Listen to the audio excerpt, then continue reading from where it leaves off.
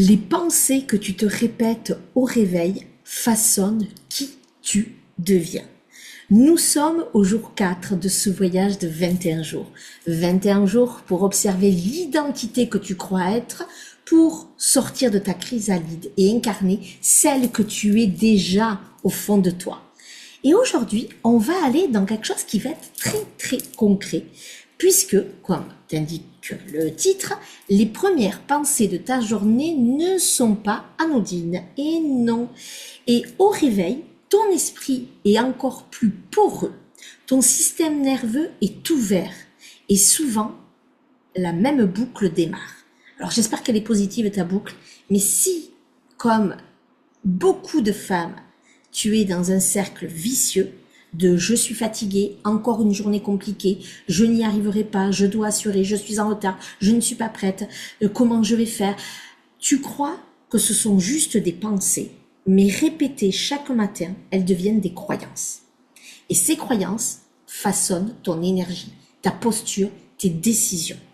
Ce n'est pas ta journée qui crée ton état, c'est ton état qui crée ta journée. Alors ça, je peux te dire que c'est prouvé scientifiquement. Il y a eu une étude, Oxford, bon, je sais plus. À chaque fois, je suis pas douée, tu le sais pour ça.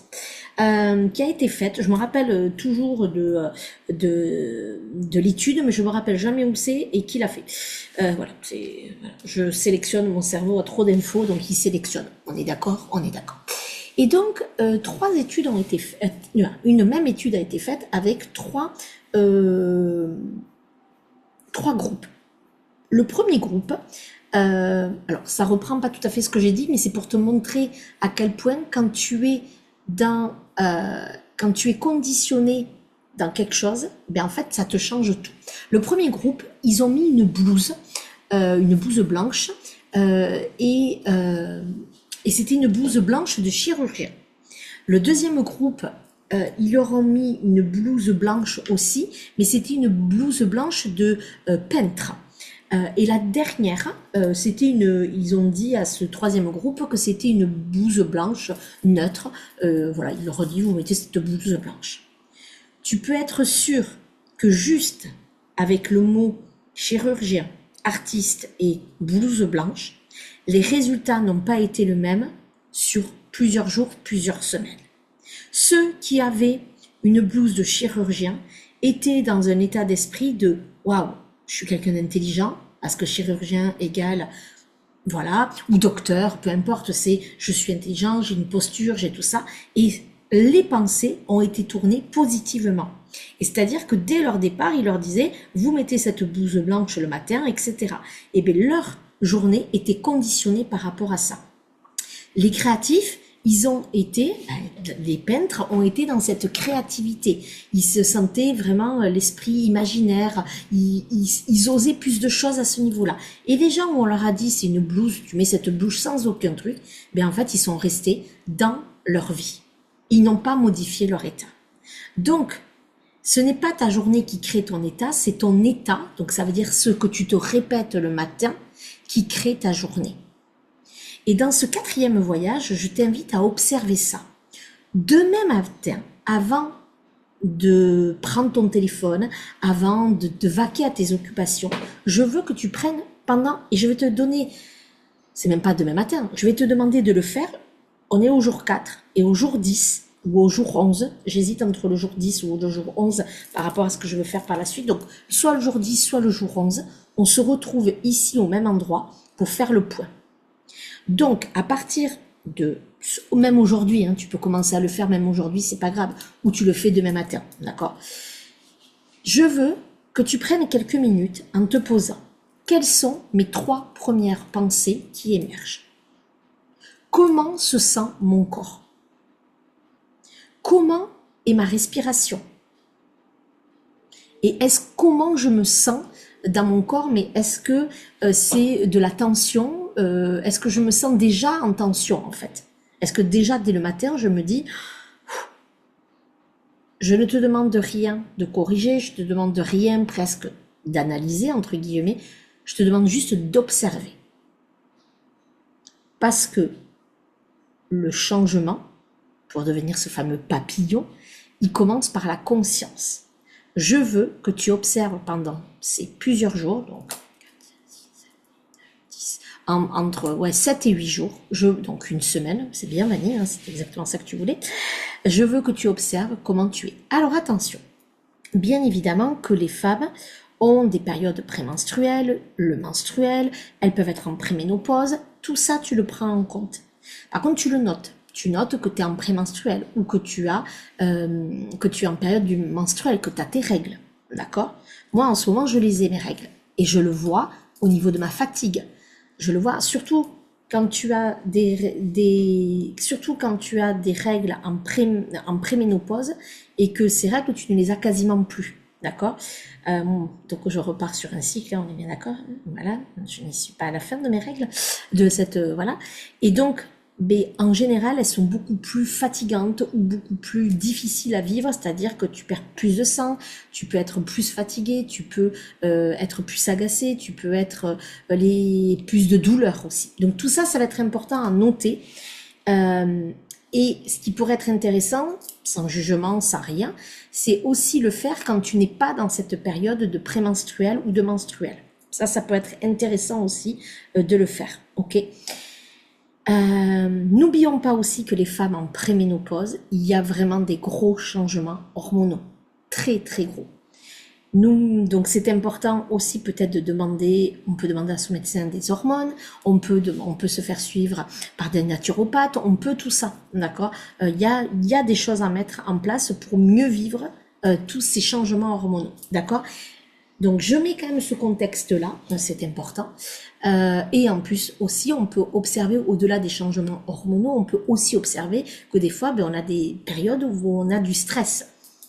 Parce qu'il peut avoir un décès, il peut avoir des inquiétudes familiales, il peut avoir des inquiétudes de santé. Donc tout ça, tu le prends en compte, tu prends le contexte. En tout cas, tu mets le contexte là-dedans. Ok. Donc ça, c'est ce que je te demande qui va être important. Donc aujourd'hui, c'est ça que je vais te demander. Donc je vais te demander de fermer. On va le faire. Alors tu n'es pas ce matin au réveil, on est bien d'accord. Mais des fois, l'état du 90% du temps, l'état, sauf si après tu es en mouvement avec des gens, etc., ça peut changer ton humeur. Et ça va être important. Je veux que tu te remémores ton matin. Donc je vais te demander de fermer tes yeux, d'avoir toujours ton cahier, tout ça, n'oublie pas de l'eau, etc. De respirer. Et de te voir comment tu es là maintenant, déjà. Parce que, et te dire, ok, est-ce que c'est le même état que j'avais ce matin? Ou est-ce qu'il est différent? Ok. Respire.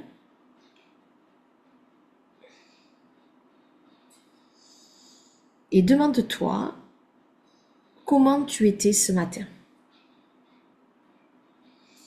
Est-ce qu'il y avait du stress? Quelles sont les pensées qui arrivent?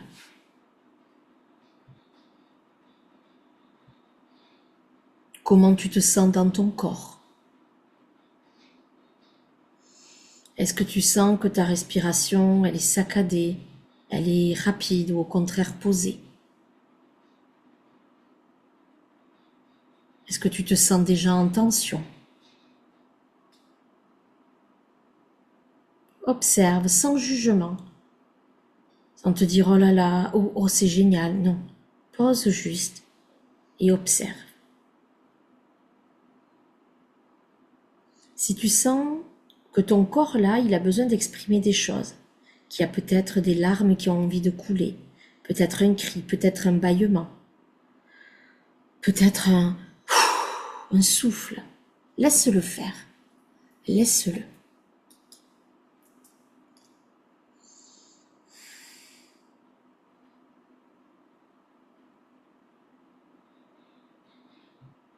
Remercie ton corps aussi de te donner ces informations.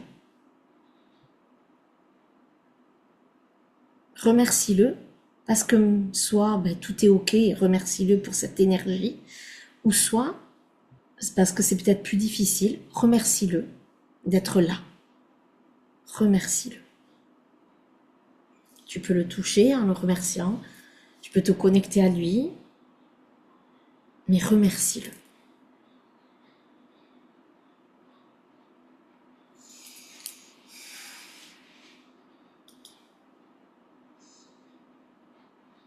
Ok. Donc là, maintenant, tu vas aller noter sur ton cahier tout ce que tu as. Tu vas te mettre. Aujourd'hui, je me sens comme ça. Quelles sont mes pensées? Ok? Et tu vas observer aussi, tout le long de la journée, comment tu t'es senti. Ça va être important. Ok? Donc ça, c'est le matin. Ok? Et au long de la journée, tu vas observer comment tu t'es senti. Et tu vas te demander, qu'est-ce qui a fait que je suis restée dans la même énergie que du matin? Qu'est-ce qui a fait que je suis devenue plus négative ou plus positive? Voilà.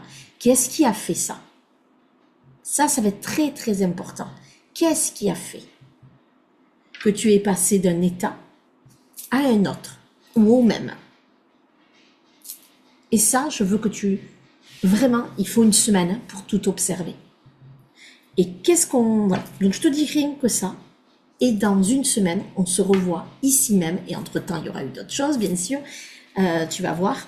Il va y avoir des temps d'intégration. Hein. Attention, pendant ces 21 jours, je vais aussi faire des pauses d'intégration, de recul. Tu vas voir comment on le construit. D'accord?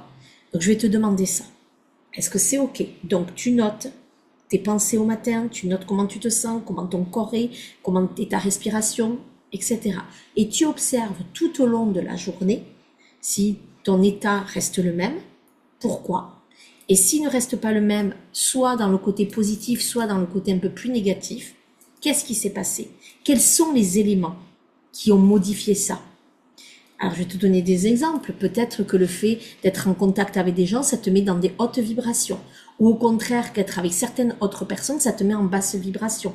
En fait, c'est observer ça. Mais ça, on en reparlera au jour numéro 10 ou 11. J'hésite, ce sera la surprise. D'accord? Pour le moment, tu n'es que dans l'observation, tu notes, et ensuite, on ira passer à l'analyse et au changement. Je t'embrasse. Et je te dis à demain pour la suite de cette merveilleuse aventure de 21 jours dans tu es ce que tu crois être. 21 jours pour sortir de ta chrysalide et incarner celle que tu es déjà.